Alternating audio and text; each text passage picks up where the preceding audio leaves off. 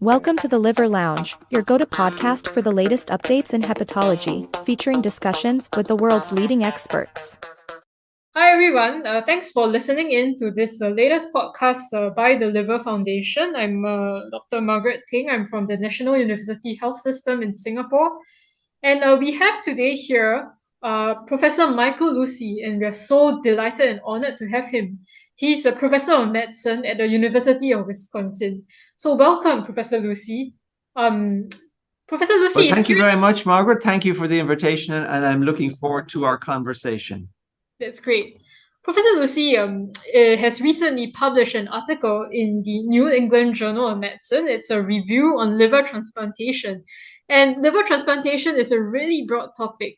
I think maybe to just start off, to kind of set a background for some of our listeners, Professor Lucey, what are the figures like for liver transplant in the United States and globally? How many transplants are done every year? And usually, what are the most common indications for a liver transplant?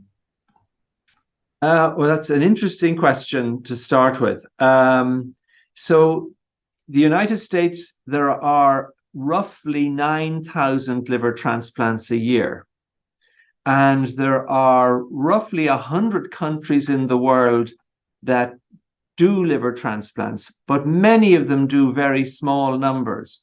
So that in a worldwide sense, liver transplantation is not available to the vast majority of patients with serious liver disease who might benefit from it.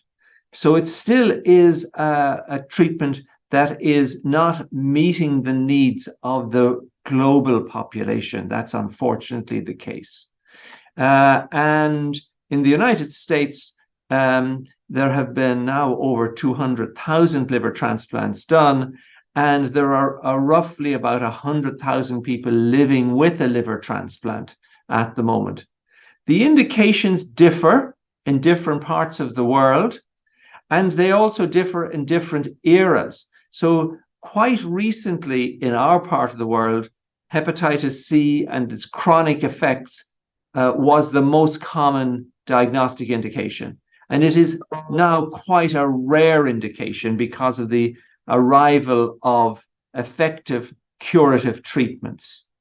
And in the United States, and this would also be true in Western Europe, in Australia and New Zealand, the commonest diseases are related to alcohol and related to steatosis that isn't due to alcohol, which we're now calling MASLD or MASH. So they're the commonest, and then there's a whole gamut of other diseases.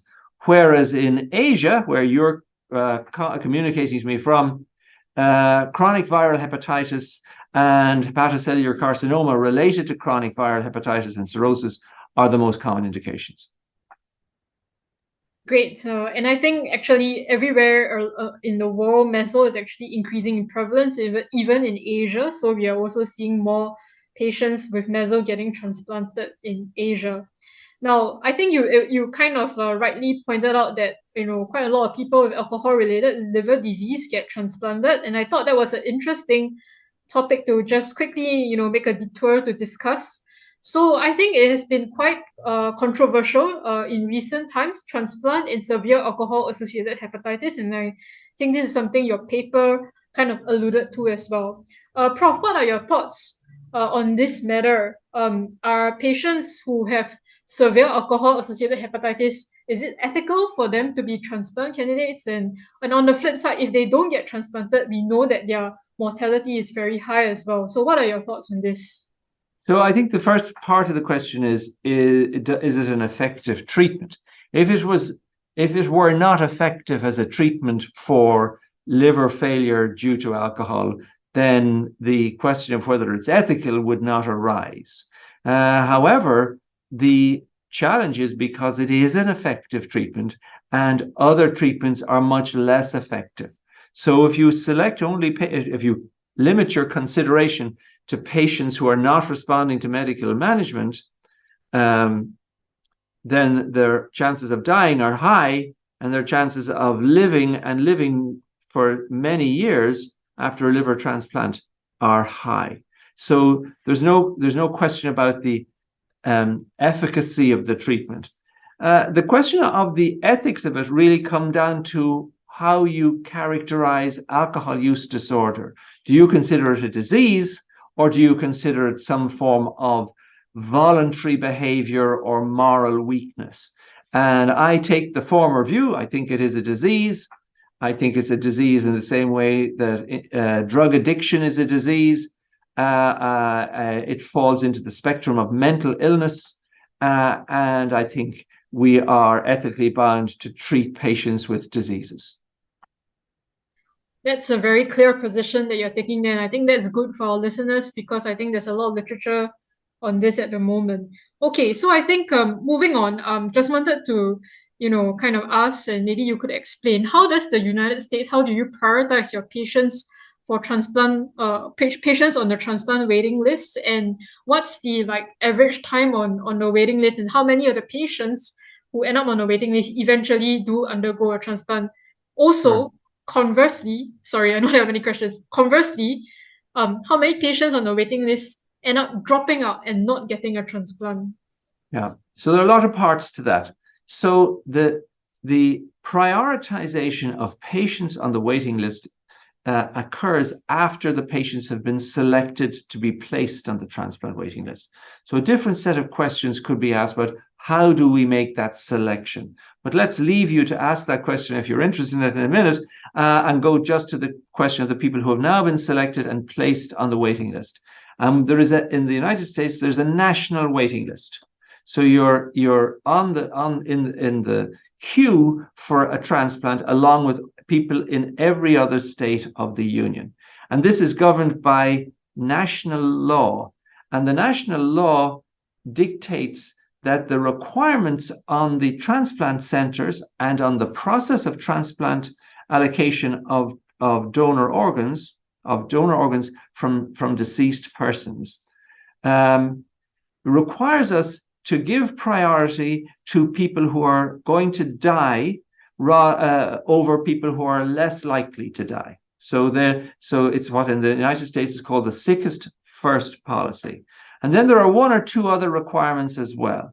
One is that we should avoid what is termed as futile transplants. That's not particularly defined, but I think we have an idea of what it means. Don't waste the donor organ. So avoid futile transplants. And that there should not be inequalities in access to transplantation based on where you live, what racial or ethnic group you come from, and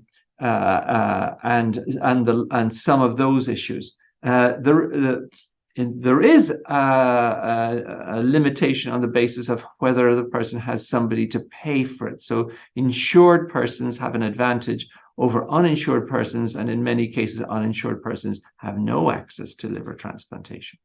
So that's the American system. It's sickest first, and therefore we needed a methodology to identify who's sickest and who's less sick, and that was when the MELD system was adopted, and there have been several iterations to try to remove some biases from MELD, but we still do that. So the person with the highest MELD score in that blood group is the person who is more likely to get the transplant than not. And then there are some rules regarding geography to try to limit unfair advantage living in a place with lots of livers versus living in a place with few livers. As a contrast, in Great Britain, they have a different attitude. Instead of sickest first, they have prioritized longest life years gained, which is a different way of looking at this. Its advantage is that it gets the most value out of each transplanted organ.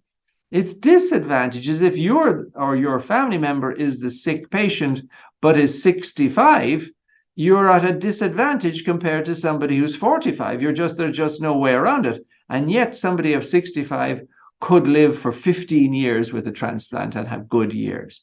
So you can judge for yourself which of those models is preferable. Actually, that's really interesting, and I just wanted to ask a question. How does the transplant? Is there a committee that decides on this, or how does each country, or at least the Yeah, United there States, is. decide There's a this? selection committee, Mm. and we meet every week. And the patients who have been referred to the program have been put through a transplant evaluation. Mm-hmm. And we sit down and we talk about each of the parts. And if you look at in our article, there's a picture to Yes. show what the components of this of the selection process is. Mm. And we go through each of them, so we try to decide, is the patient sick enough to need a transplant? But MELD really takes care of that. Mm-hmm. And then, is their heart strong enough to survive a transplant? Are their lungs healthy enough to get off the ventilator? Do they need kidney support and renal assistance, or maybe they need a kidney transplant as well? Mm-hmm. And then we have a lot of discussion about their psychological health and their social background. And there's a lot of discussion in the United States at the moment on the ethics of making a judgment on social background. There aren't that many medicines or other forms of treatment that are preferentially given to people on the basis of their social circumstances. And on the other hand, the management of a liver transplant is very demanding. And so if a person is living homeless on the side of the street, doesn't have a telephone for means of communication, has no transport, their capacity to take the medicines and come to clinic, etc., is less. And so we have made judgments along those lines, and that is the norm in this country. But it's open to discussion. I mean, it's open to challenge that there is a form of social Darwinism going on here, where people are being selected on the basis of their social background. Yes, indeed, indeed. I think this is something that requires a lot of discussion, and I think it's the same in Singapore, where each patient gets discussed in a multidisciplinary team that includes like and prior to discussion they have like psychosocial assessment and things like that. I think this is probably standard for most transplant programs. And I said there aren't that many treatments which are allocated on the basis of the recipient's social circumstances. Yes. On the other hand, there are only a limited number of livers. And so when you allocate a liver to one person, you are deciding at that moment not to allocate it to the next person on the list. I mean, there's always more people who could get that liver than the ones who get it. And people do die on the list. And so that puts an additional responsibility on the selection committee. And I have to say, in the programs I've worked in, the people involved in this do take that responsibility seriously. They do not treat it in a cavalier or trivial way. And I think, you mentioned the shortage of donors. I guess one way we've been trying to increase donors, I mean, apart from deceased donor liver transplant, we've been trying to encourage living donor transplant. I'm not sure how common that is in the United States, but that makes up quite a significant number of transplants here in Singapore because of our lack of deceased donors. So perhaps, Prof, you could kind of expound on, how common are LDLTs in United States, and what are some of the strategies that, you would suggest to expand the donor pool? So this is the question of how to expand the donor pool has several parts, but we'll just consider live donation for a second. So in the United States, 5% of the liver transplants, it might go up a little bit, but it's 5% is a broad number, are from living donors. And in India and many of the countries of Asia, it's 90% are from living donors. China, mainland China, is different. It has far more deceased donors, and that's a different discussion as to where they're coming from.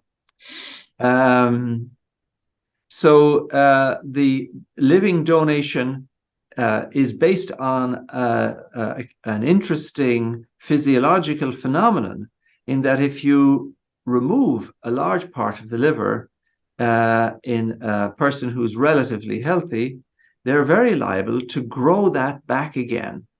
So that within 6 weeks of their resection, their liver has grown back to 90% of the previous size, and it has grown back in the appropriate anatomical configuration, because the liver has an exquisite anatomical geography. But as it doesn't grow back in a pell-mell chaotic fashion, it goes back in an organized fashion, maintaining the sinusoidal, the lobular patterns within the liver, and so it's completely functional, maintaining the polar functions at the canalicular and sinusoidal membranes of the hepatocyte. So the growth. So theoretically, the donor should be as well as they were before the transplant after they've given the donation. Now, the donors do undergo some risk, because this is a big operation, and people get pulmonary emboli in big operations. People can have intraoperative bleeding. People can have damage to the vascular structures or the biliary structures. And some people do get injured. The injuries are less in centers which do a lot. So there's a real skill set developed to do live donation, because it's the different than resection for hepatocellular carcinoma, where you take out the tumor and send it to pathology. Here, you take out a piece and you want to preserve its vasculature and its biliary anatomy as best you can for use immediately. So you're trying to be as delicate with the piece you're removing as you are with preserving the piece that you are leaving. So we have a table in our paper about key aspects of living donor liver transplantation, what is necessary from the donor and from the recipient side, and I refer any interested reader to that. That's great. And on conversely also, I think for deceased donor transplant, I think your article also does mention some strategies that can help to expand the pool of livers from deceased donors. So, overall, I think that may potentially address or improve the scarcity of organs. Although I feel that the need for liver transplantation is a little bit like Hubble's observation on the universe, that it's always growing. And so even though we took away the hepatitis C patients, we have seen no reduction in the number of patients who need a liver transplant. You know, so I think we're going to need more radical improvements in care before we see liver transplantation move into the past tense. Perhaps with xenotransplantation might do that, might make highly available liver transplant organs. Perhaps with tissue engineering, that would be another potential way. But most of all, because the biggest changes in health come from changes in public health, would be for better control of the epidemic of alcohol use disorder and better control of the epidemic of metabolic syndrome. They're the things that really would make a difference, I think. And on that note, I think, Professor Lucey, we're really thankful that we have you on this podcast, and great words, especially at the end, which remind us that liver transplant ultimately is the kind of final solution for end-stage liver disease, but we have a long way to go to prevent progression of liver disease before it reaches the stage where it requires a transplant. Any final words for our listeners, Professor? Well, I would just say that those people who are interested in this topic, you might like to go to this article in the New England Journal of Medicine. As I was saying to you, Margaret, before we started, while it's written from an American perspective, under the direction of the editors, actually, we tried to include the perspective from other countries as well. So it's not confined to the issues of the United States. And so I hope there's something there for readers from both within the United States and from beyond. Thank you very much, Professor. And thank you to everyone who is listening in to this podcast by the Liver Foundation. We hope that you found that educational and useful. Thank you very much, Margaret. Thank you for your questions. We have come to the end of the episode. Thank you for joining us and stay tuned for more captivating discussions.